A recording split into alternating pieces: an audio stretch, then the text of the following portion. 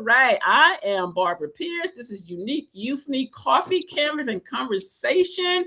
Our IT person is having some technical problems today, but he'll be on. But we're going to go ahead and get started. Our host today is Dr. Lula Bridges. Way, we love also we have our co-host Gary Teller. Woo!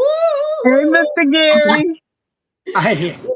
And of course, we have some people that are not here today, but this is the holiday season, and it is what it is. But we will be here next week, but we won't be here the week after for the Christmas weekend. So let's do what we have to do and make good of it. So, Dr. Right.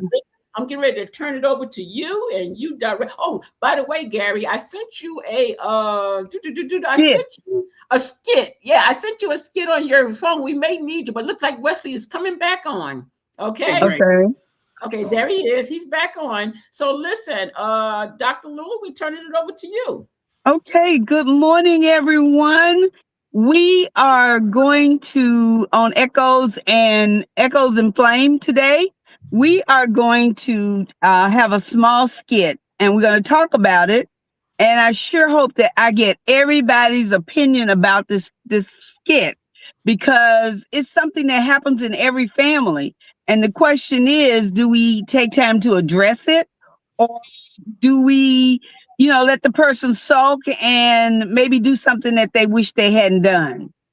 Today, we are looking at the compass of emotions. And the compass of emotions just basically means that we have a compass. If you can imagine a compass, a round compass, and north being toward heaven, we're going to use quite a few Bible scriptures today as well to go along with our topic of compass of emotions. And I think I gave Barbara and a few and the other Wesley. I don't even know why I'm not even saying Wesley and Wesley.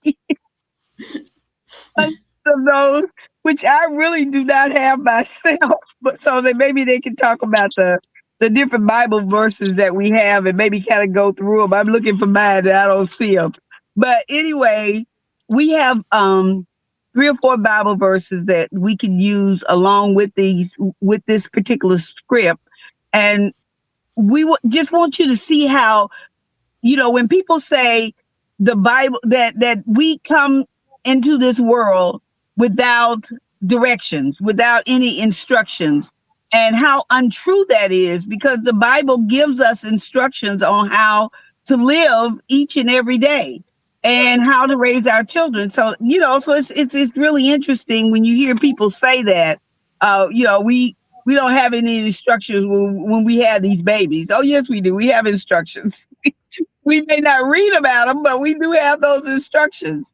Okay, so getting back to what we want to talk about today, we're going to explore the compass of emotions. So like I said, you're looking at a compass, and north being your route to heaven, or in this particular situation, your route to understanding your child and knowing when your child is in trouble and understanding that, hey, this is serious. Let's stop and let's take advantage of what we're hearing here. Now she's crying, now she's upset. And, she's a drama queen, but guess what? She's not always like that. So something is really wrong here. So this time in this particular skit, mom, dad, whomever is playing the role is going to take time to look at this child and say, okay, it's obvious that something is wrong, and let's talk about it. So like I said, I'm hoping that everybody will take a moment to think about what we're talking about and give us your opinion on how you would handle this, if you would handle it the same way, or has this happened to you, and how was it handled? Okay, so those are the points that we're looking at today with this particular skit. Now we have Miss Barbara. I'm giving I should say Pastor Barbara. Mhm. And we have Mr. Wesley. They're going to play our characters today. Our characters are Alex and Jordan. Jordan is the parent, and Alex is the child. So, Alex, meaning short for Alexandra, because of the emotional trauma that's going on here. We're going to call Alex Alexandra, He but is an Alex Alexander. nonetheless. He is an Huh? Alexander. He's an Alexander. Oh, Wesley Alexander. Uh-huh. she, she exactly right. There you go. There you go. That's right. That's exactly right. So let me read this little spurt, little spiel here. It says today we explore the compass of emotions. A parent and child are caught in a storm of feelings. The compass shows us where emotions point: frustration, anger, sadness, empathy, and how listening can steady the needle. Okay, how listening can steady the needle. And we're going to take the word listening and give you some tips on how to, every time you get in this situation, remember to listen.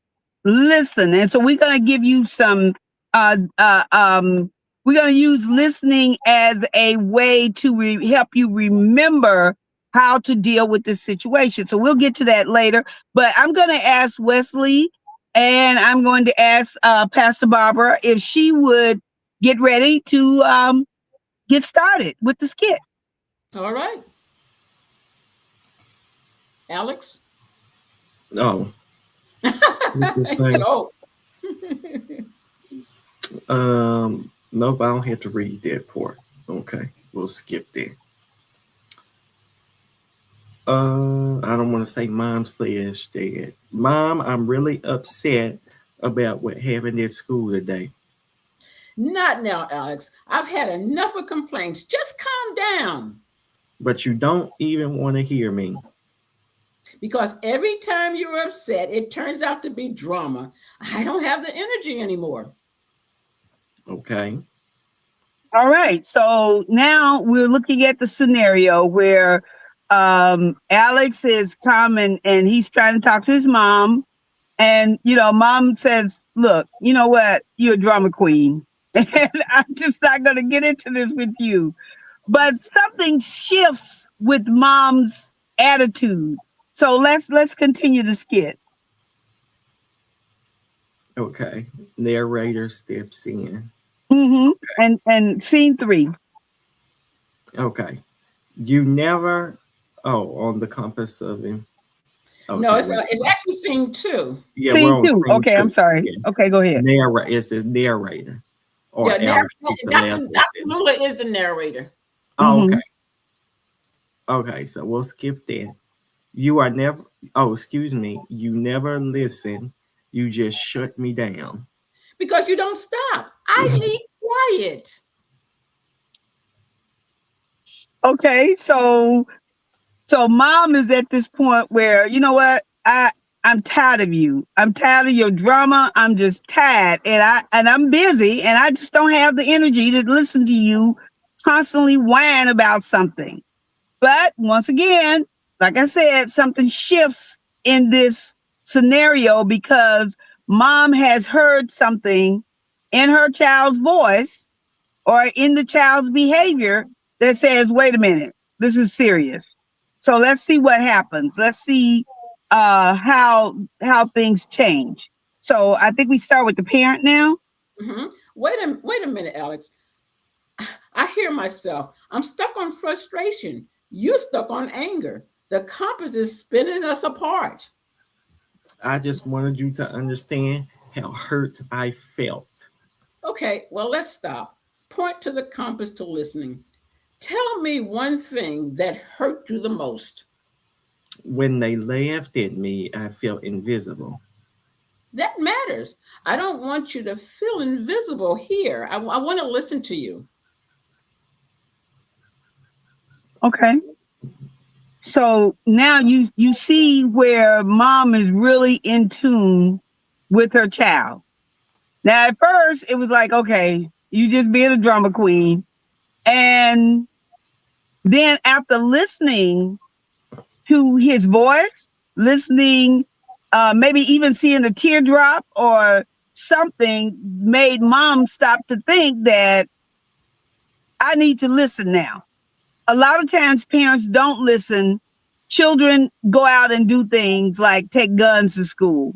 Um, they may even hang themselves. So many things happen to a child when they feel out of control and does not have a parent or someone they can talk to. So I like what mom did here. What mom did was, okay, just tell me one thing. I'm it's not like I'm not stressed out here. It's not like I have time, but I need you to tell me at least one thing. So now the conversation is going. It is Alex feels. How did you feel, Alex? Let me just ask Alex. How did you feel when mom said, just tell me one thing? How did you feel when that happened? Well, going off, if I'm playing the character, he felt better. But me, I don't think. I just think I'll be in my own world. You would have just been in your own world? I just would have been like, oh, okay. Kept it moving. And then what would you have done if this situation had continued and nobody was listening to you? How would you have handled it? I think I eventually would probably got to a point where I just didn't care. So okay. It's just me. You know what? That is really great that you could do that because, like I said, a lot of times children will react differently. They start trying to protect themselves. So they do things that will protect themselves. Like my nephew was in a situation where kids told him, well, you know what? After school, we're going to beat you up. We're going to beat you up. And now he's artistic as well. And his father passed. So he came to live with us. And in the process of that, he told them, guess what? I'm going to bring a gun tomorrow and I'm going to kill all of y'all. So that's all all the young lady wanted to hear that told him that he was going to hurt. They were going to hurt him was to run to the teacher and say, oh, we got a terrorist threat. Prince said that he's going to come to school, bring a gun and kill us all tomorrow. So Prince called himself protecting himself from these kids who he felt that was going to hurt him. So he told them, what he felt was necessary. In his situation, there was no gun for him to bring. So I know he was going to bring a gun, but that's what he told them. So what I'm saying is a lot of times the victim becomes the person that is prosecuted because they're trying to protect themselves. So we have to really take time to listen to our children, hear what they're saying. Is this out of fear that they're saying this? Are they really hurt? And to say that I felt invisible. What does that, Mom? When Alex said to you, I felt invisible. What went off in your head?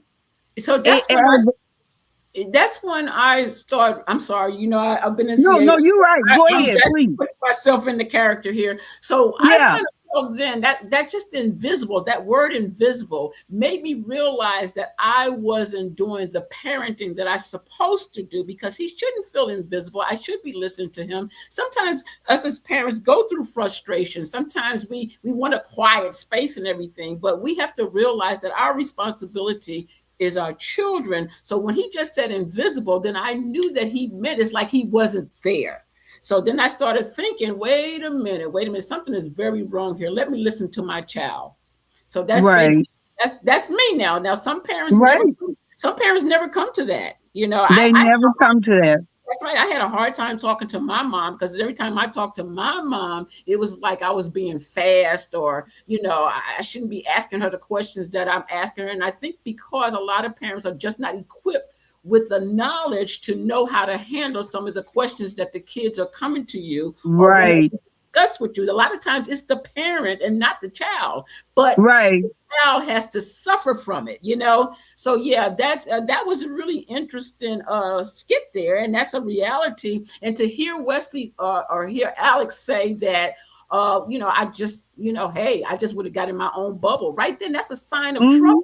He's asking for help. He's actually asking for help. So a lot of times when kids get into their own bubble, and I'm sorry, Dr. Lula, I'm not a counselor. I just have life. Go ahead. And so when I that's the reason why a lot of kids, when they say that I'm just get off to myself and get into my own thing, that's when they started deciding, you know what? Since I'm invisible, why don't I just eliminate myself? Why don't I just go kill myself? Why don't I just be invisible? Right. Right. Nobody really cares about me anyway. So why, and the kids talk about me and they, push me down. They throw stuff at me. I must not be. Gary has something to say, and he's not. Please, Gary, go ahead. Go ahead, Gary. At first, it sounded like the mother was maybe like too overwhelmed with the what happened. And if the situation like that would have escalated, personally, it would have made me angry.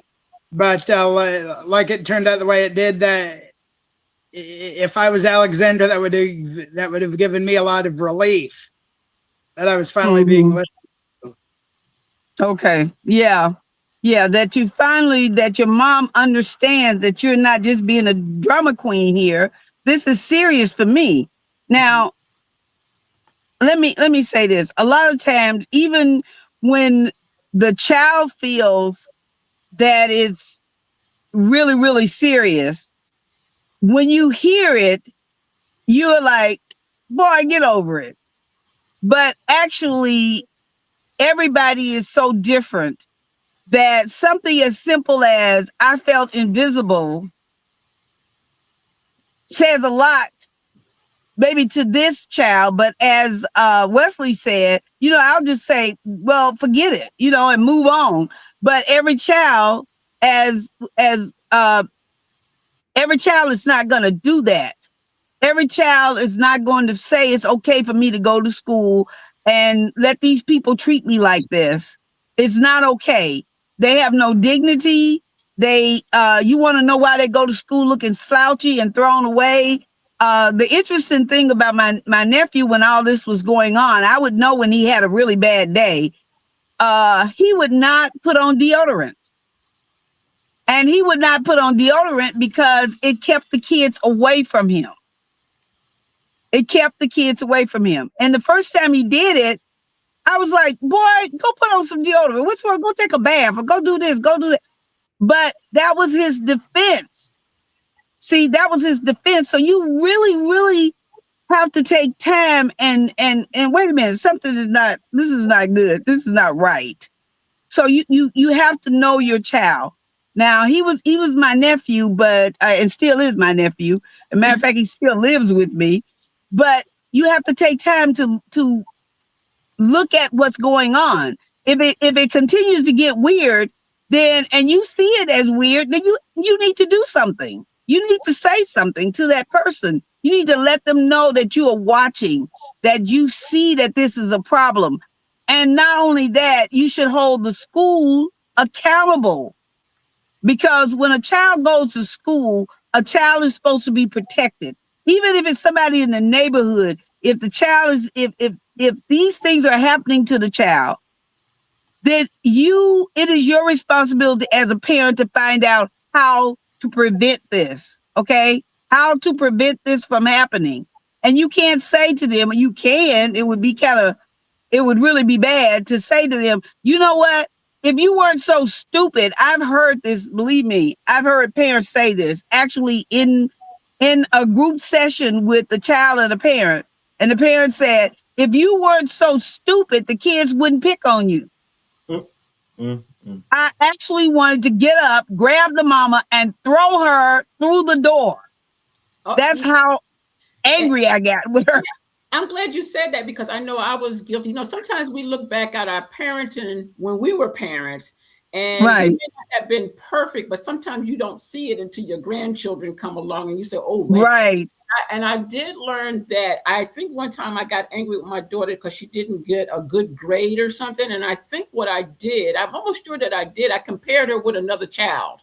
Sort of like you're saying. I compared her like, why you can't be like so and so and so. Right. And at the time, me being young, didn't know that that was actually affecting her instead of helping her. So a lot of times I look at things that I've done when she was younger, I can see what I've done wrong. So I'm trying to be a different great grandmother as I was a mother or a grandma, because now when my 2-year-old, when I see her, I ask her, she's going to school now, and I ask her, and she doesn't understand nothing I'm saying, but I'm trying to get in the habit of saying, how was your day today? You know, what you do in school today? Did you play today? So that's what we need to do as parents, is when our kids come in, we need to ask them, how was their day? You know, try to build a relationship with them of communication so that they have a problem, what they're going to do, they're going to come to you and talk about that problem that they had. And then you as a parent is going to try to do something to protect your child. So yeah, a lot of things after I parent, after that. But I'm using it on other kids now, you know, things that and that's, and you know what? Thank God your daughter still came out right? Yeah, she came out okay. I'm proud of her. I'm so proud of her. Right. So, you know, we also realize that there's a God in heaven. He knows our stupidity sometimes. And babies. That's what my mom used to say. God takes care of fools and babies. So, you know, but every child does not turn out all right. And the interesting thing, I'm definitely going to talk about my nephew because he was so different from my children. Okay, we would sit around the table at home and talk about some of everything when my children were growing up. We would talk about everything. I mean everything, sex, we would just talk about everything. We'd be sitting at the dinner table, and I intentionally would provoke them into talking, because really, to be honest with you, it's the only time I had. After I cooked dinner and everybody sits at the table, it's the only time I had. Really, after that, I had to go do whatever I had to do. So it was some very interesting conversations coming. One of my sons asked, well, what if I got this girl pregnant? And I nearly dropped more than my fart. I nearly dropped everything. And my husband choked it. That's what my mother would have said. Go somewhere and sit your little fast behind down, because she couldn't have answered it. Yeah, I mean, it was just really funny. But Prince, it was totally different. He grew up with two parents who both had some diagnosis, and he had the same diagnosis. He has the same diagnosis, but he's very functional. And so me expecting him to come to me because he had a problem was like, you know, like pouring out water. He didn't grow up with me. His mom and dad kept him very close. And so he wasn't really close to any of his family members, you know, other than the children that he played with. And then my mom had passed. So he really wasn't close to anybody. And so he didn't feel comfortable. I don't mean to cut you off. Please. Are we okay for a break for sponsors? Wesley? I guess he took a break. Yeah. So okay, go ahead. Yeah, that's all right. So Prince wasn't the kind of child that would have talked up and actually told me what was going on. But the two things that did happen, I did take him. I called his psychologist, and we had him admitted into a program where he actually could spend time talking about what was going on with him. Then I went to the school. And I held the school accountable. I even to the point of calling the state and having the state to look over this situation because not only was he bullied, but he had been being bullied, like not just at one time. It had been going on forever. And so while I was saying to him, why don't you use deodorant? Why don't you take a bath? That was it was like later on, I realized that was his defense mechanism. Right. You know? And so it took me all this time to understand that he just wasn't being a boy. I mean, all in my house, every child in my house was a male. So I, telling him to put on deodorant was something I just did every morning. I knew they took a bath, but did you put on some deodorant, as they went out the door? So when Prince came along, I just thought he wasn't taking a bath. He was 9 years old, from 1 to 9, what his parents had taught him. I really didn't know. So sometimes it takes that a special look. You have to sit down and actually think about what's going on, not just react to it. I mean, with my boys, 2 of them being adopted, we looked at the situation, we laughed about the situations that was going on at the table, but to me, it gave everybody some kind of release so that when they went back to work the next day or they went to school the next day, they had something to laugh at too. Right.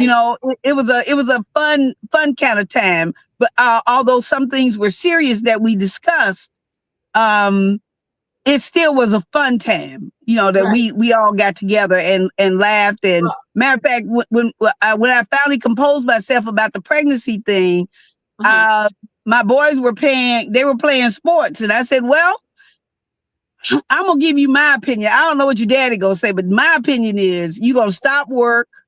You're going to stop playing. You're going to stop playing sports. You're going to get a job because the baby got to have Pampers. You're not going to put the baby on me. So you're going to babysit. And I went off. That's right. Gary has a question. Yeah, Gary, go ahead. That's what I call it too. I call it a relief.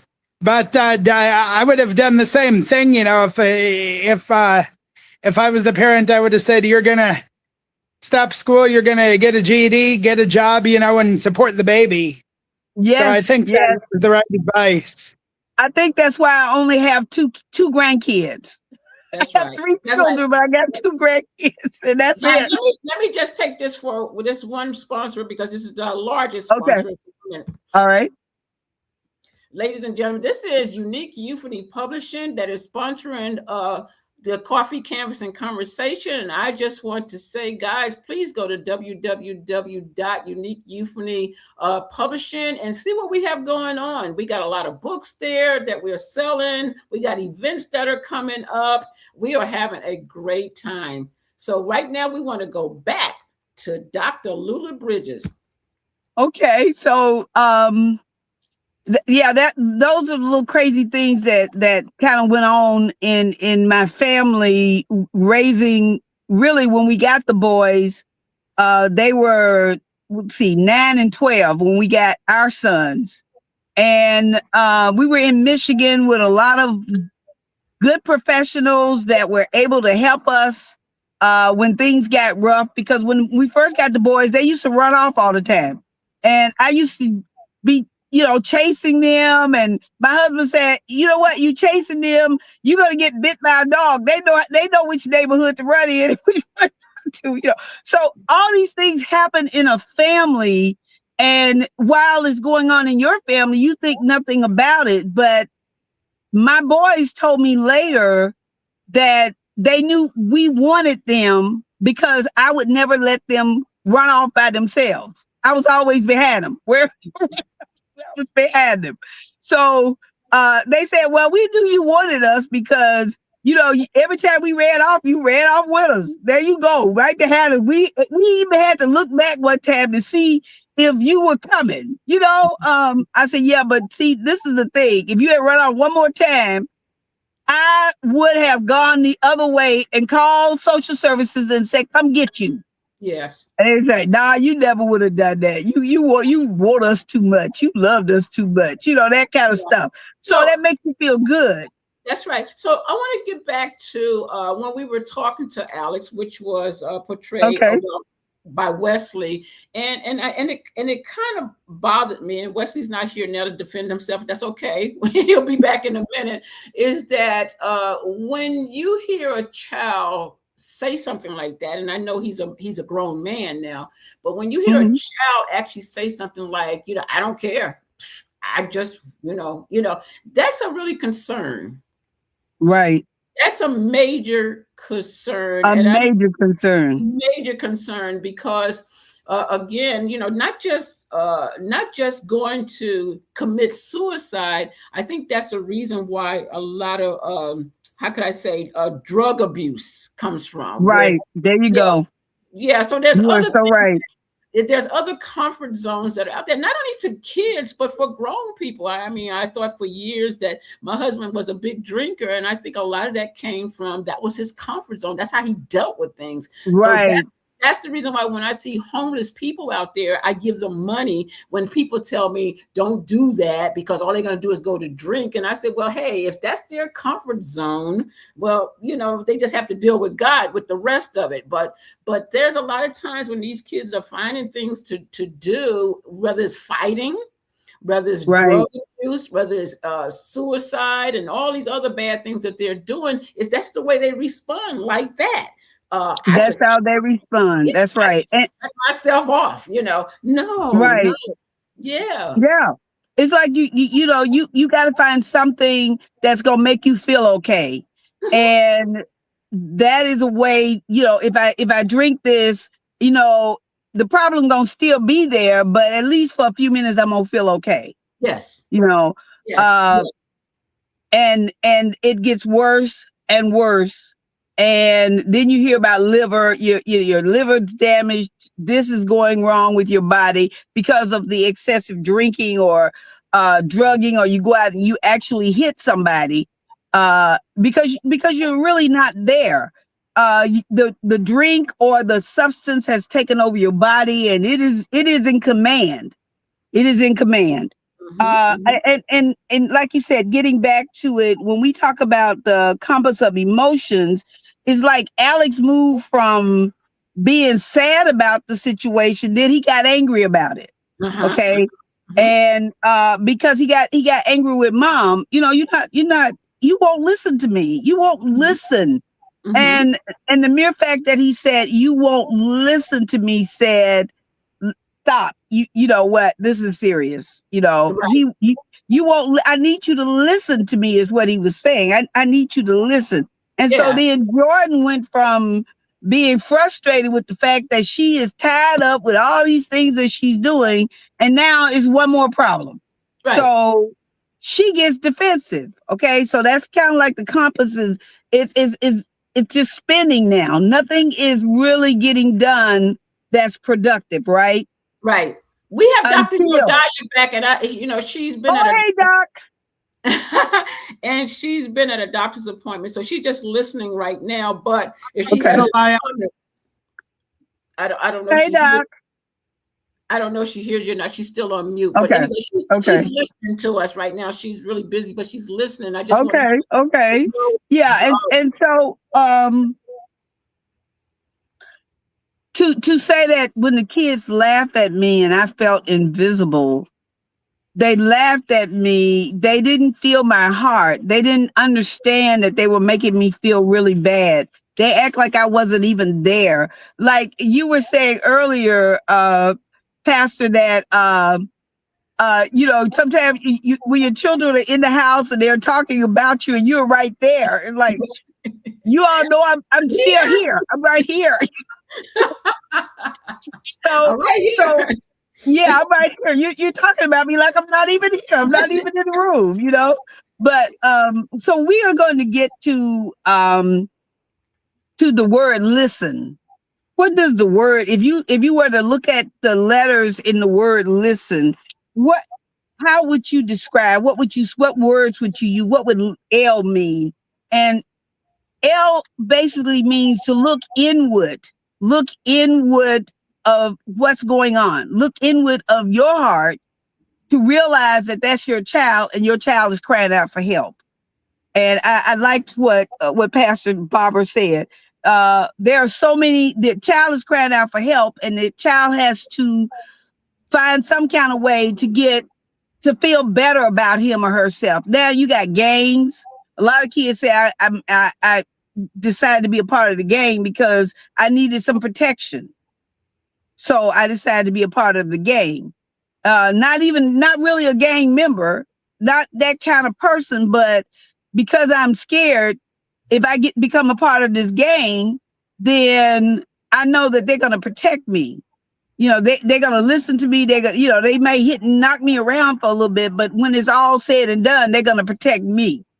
And so sometimes children are looking for protection. That's right. And then the I. What would the I? Identify the feelings. That's what mom did. She identified the feelings. And I think Alex did a very good job of that too. I feel invisible. Mm-hmm. I feel invisible. Being able to say that was, that was a really, really big deal, to be able to say how he's feeling. A lot of times we just talk, and either we feel that nobody cares about how we feel, or we don't know how to express how we feel. It's really, really important that we are able to say what we feel, whether you think it's stupid. Sometimes I didn't want to say that because I felt stupid. I felt like she was going to laugh at me, or all these other things. Say what you feel, because what you feel is important. I can't read your mind. I'm not a mind reader. So just tell me, this is how I feel. I love you. Dr. Lula, I don't want to touch. Dr. Lula, go ahead. But Wesley, are we able? I know we're having some technical problems, and I saw you working there. Are we able to show our sponsors? I did do Unique Euphony. Did we have other sponsors to show at this time?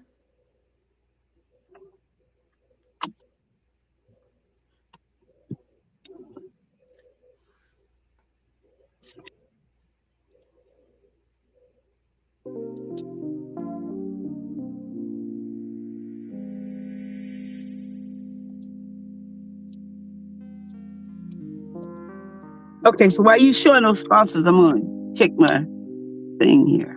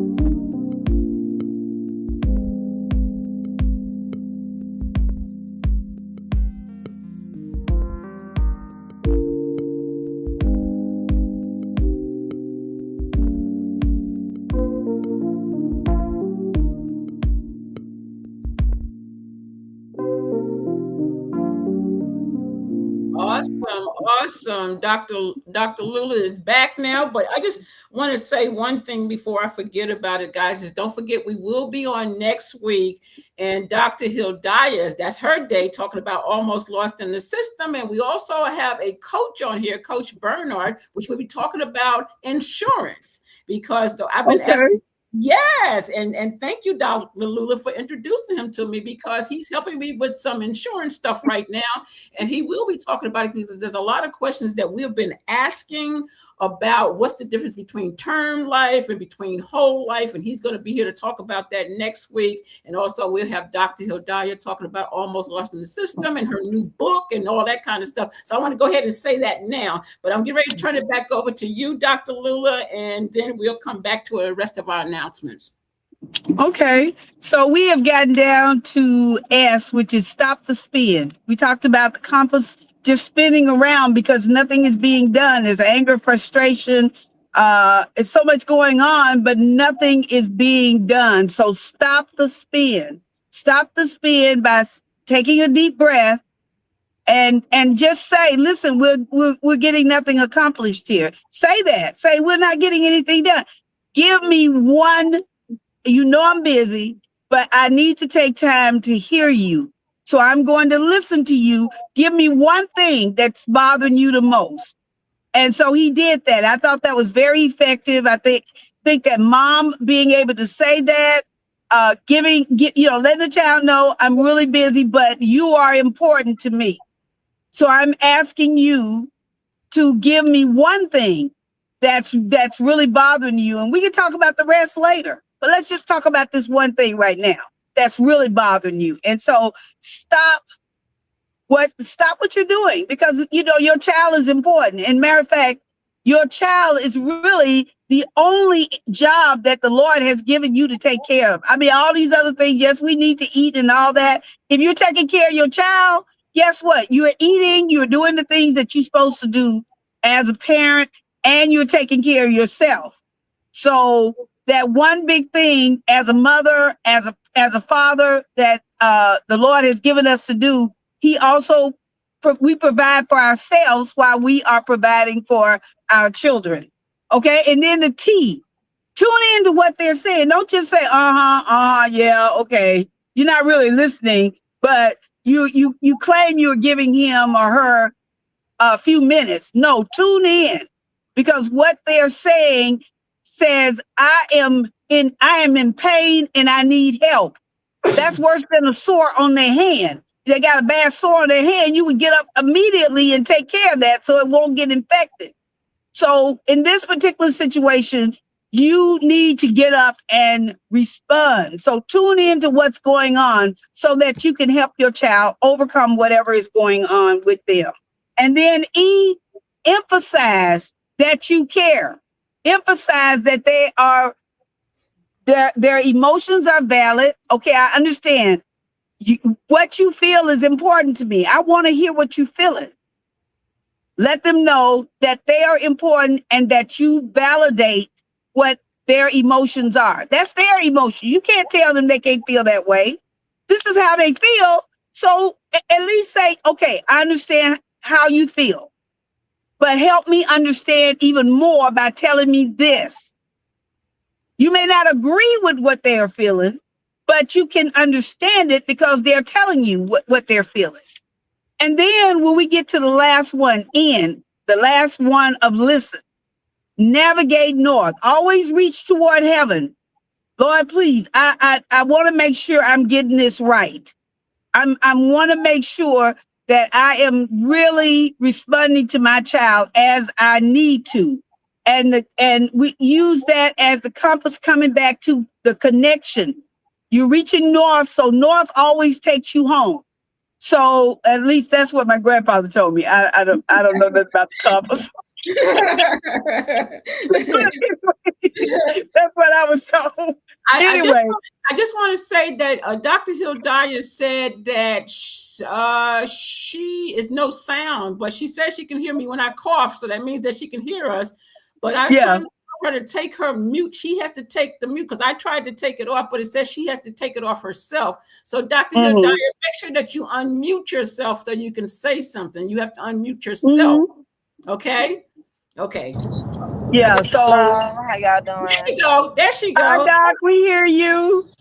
So yes. I haven't let me say this one thing, Doc, because I'm just like Pastor Barbara. If I don't say it, I'll forget it.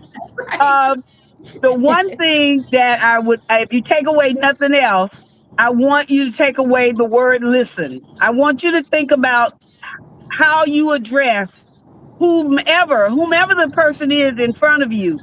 If they're your child, your husband, even if they're a client, and they're saying that they're in need, that something bad is happening, take that few moments to see if you can help.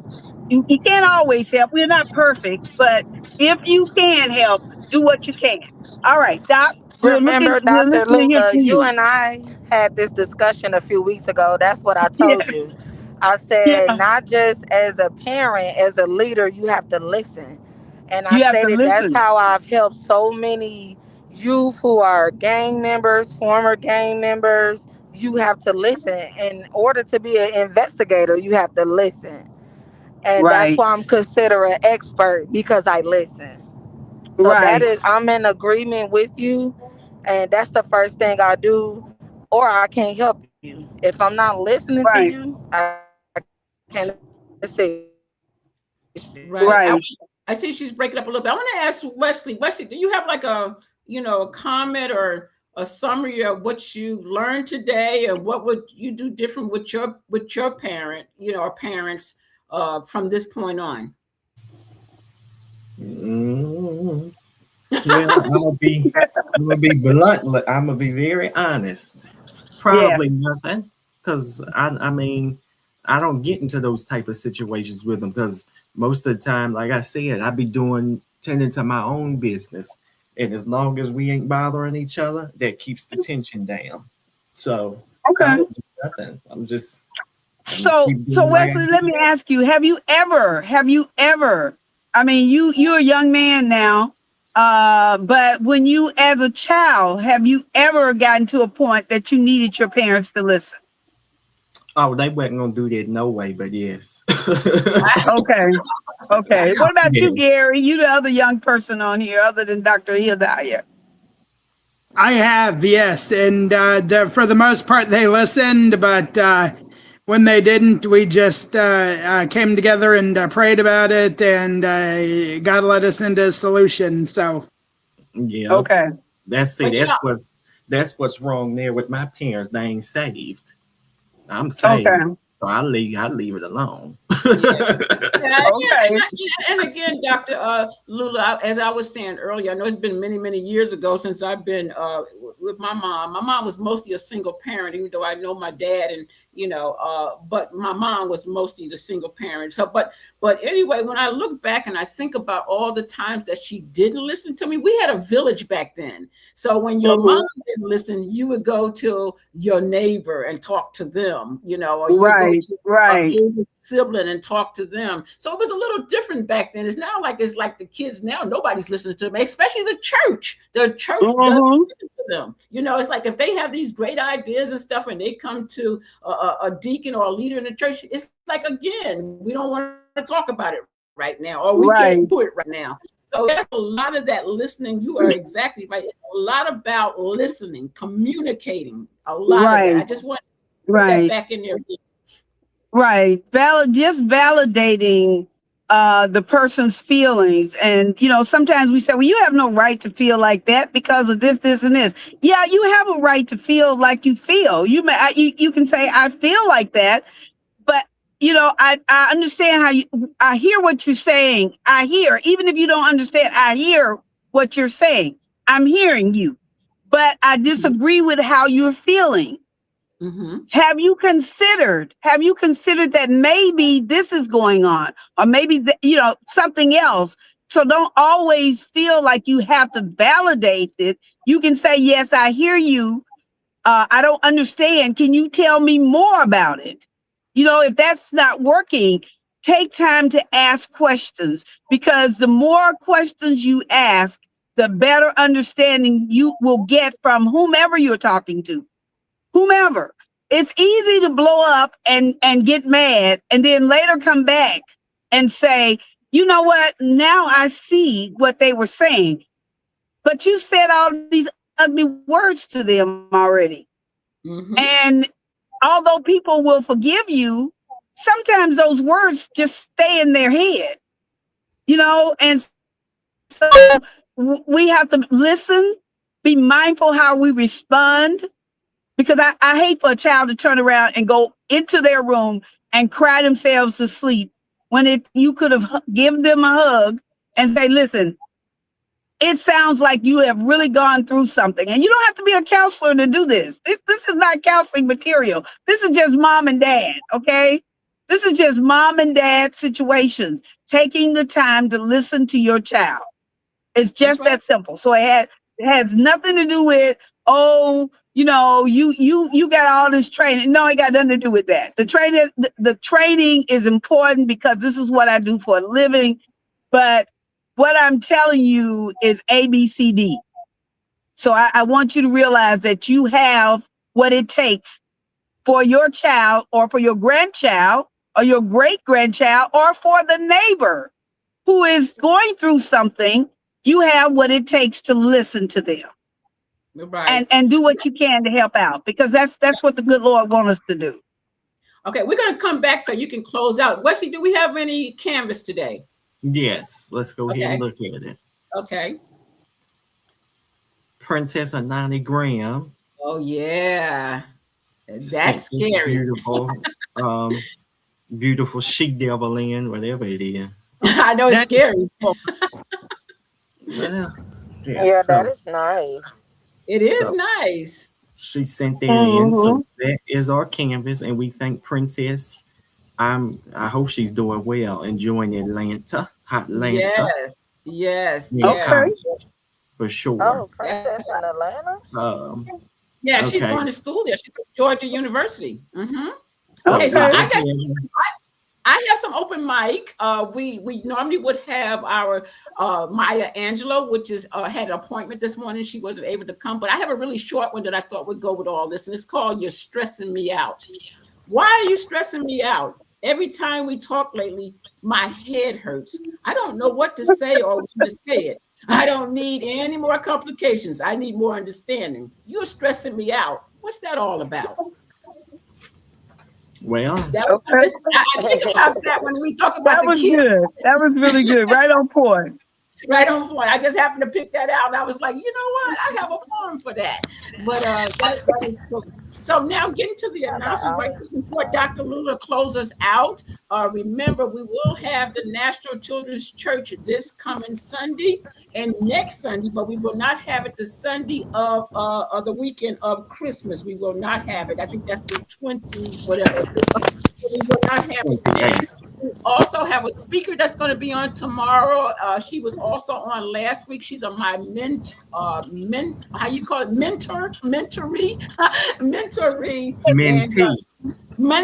that's right. And she'll be coming on tomorrow. And also I want to go ahead and mention about our anniversary is coming up in March. On March the 21st, we would have Janet from Another Planet, which is doing her Journey to Jesus book fair. And that would be in Columbus, Georgia. It's from 10 to 2. It's at the Ambassadors of Christ. And I tell you, I am so excited about that. That'll be the kickoff of our book tour. That's all I have for announcements today. Awesome. And last announcement is this. Oh my gosh, I'm so tired. I've been so busy, but next Thursday and Friday, the conference is finally going to happen, and I can't wait to get it over with. But yeah. But okay. I'm very excited about it. That's for sure. That's awesome. For next Thursday and Friday, hosted by Light Connection in Benbrook, Texas. Thank you, Superintendent Williams, for that. Yeah, you've been working really hard. You've been working really, really hard at that. We are proud of you.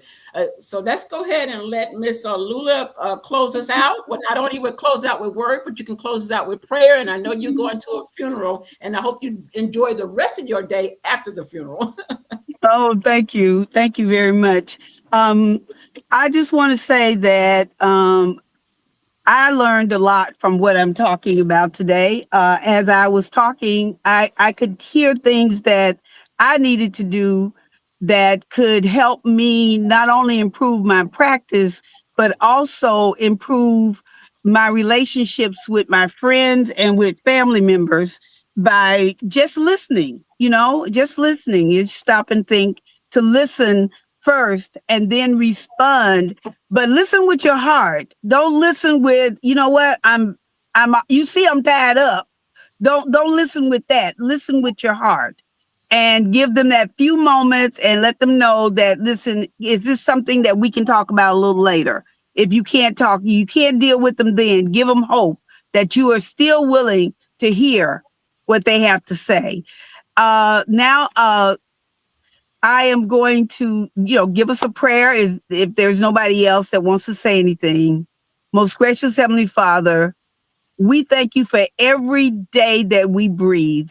We know that we are here on this earth because you have deemed it to be so. And I just ask you, Lord, if you would give us your purpose for us being here. We know that we're here for a purpose. And because we are here for a purpose, we want to do your will. So we ask, Lord, that you will continue to bless us with your word. Bless us, Lord, that we can understand what your will is for us and your will for our brothers and sisters. We want to be our brothers and sisters keepers. These blessings, Lord, we ask you for traveling grace. We pray that everyone has a beautiful weekend and the rest of the week. These and other blessings, Lord. In Jesus' name we pray. Amen. We pray. Amen. Amen. That was just awesome. That's awesome. Listen, guys, Wesley, you I know you had technical problems. You did a great job today, and we just always want to thank you for being there. Thank you, Gary. Thank you so much, Dr. Hildaya, and most of all, Dr. Lula. Thank you so much. We'll be back. Thank you. We'll be back next week. Everybody have a blessed day. Enjoy yourself. Goodbye.